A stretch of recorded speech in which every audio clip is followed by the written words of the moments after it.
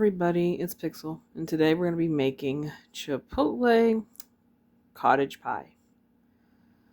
And this is roughly a spicy shepherd's pie, but if you make shepherd's pie, it's lamb, I do believe, and if it's cottage, it's beef. And we're going to be using 1 pound of beef, about a teaspoon of pepper, salt, and chili powder, 2 tablespoons of Worcester sauce, about a medium onion, 1 carrot, and 1 stalk of celery, both all diced.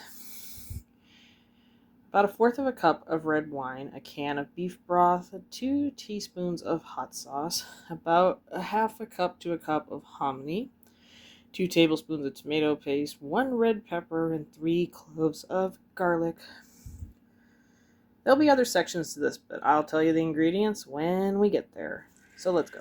Alright, the first thing I'll want to get going is our package of beef, which we will dump in there to get going.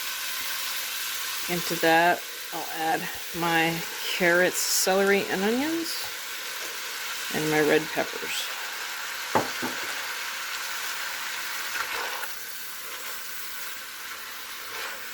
We're sprinkling our spices over it, and adding our garlic. Once my brown beef and vegetables are starting to brown up and soften up in cooking, I will add in the red wine and our Worcester sauce. After about a good 10 minutes of cooking, I'll be adding in our 2 tablespoons of tomato paste, about half of our can in, and our hominy. This is going to get mixed thoroughly until we need to add the other half of the beef broth if you feel you're going to need to. I have already pre-mashed up 3 potatoes, of course dicing them small, boiling them in water until tender, and then mashing them. To that I'm going to be adding an egg yolk, about a tablespoon or 2 of cornstarch, 1/4 cup of cream, and a can of chilies. We have some cheese for the topping, but we're going to be putting probably about half of the pepper jack cheese into our potatoes also. Went ahead and added the chilies once I had them open, and I will add in our egg yolk. We are going to be mixing this up thoroughly into our potatoes. Alright, I've already transferred my filling to a nice cast iron pan that I have.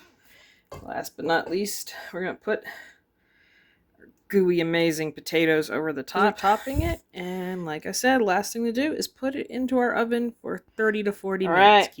My cottage pie's been here a good solid 30 minutes. I'm gonna top it off with our remaining white cheddar cheese that I shredded up and pepper jack cheese. This is gonna go back into our oven for maybe about 5 minutes just to get it to melt. And once that's done cooking those last 5 or 10 minutes, the cheese will be all golden brown and melted, and it'll be time to try it out. So let's dish them up, and now it's time to get a little bit of everything and try it out.